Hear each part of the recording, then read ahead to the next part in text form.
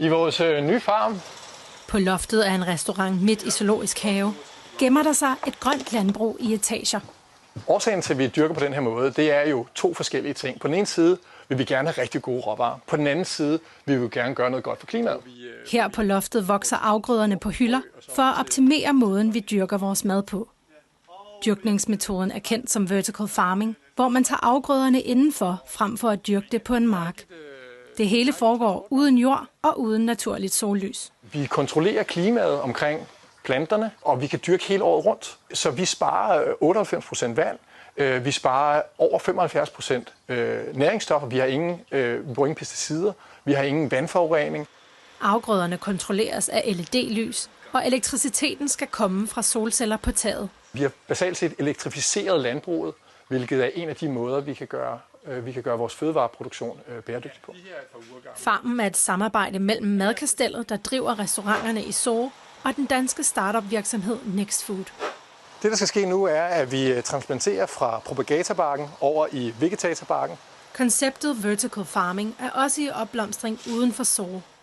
For eksempel i supermarkedskæden Irma, hvor 35 butikker i år er begyndt at dyrke deres egne krydderurter. Det er en buket.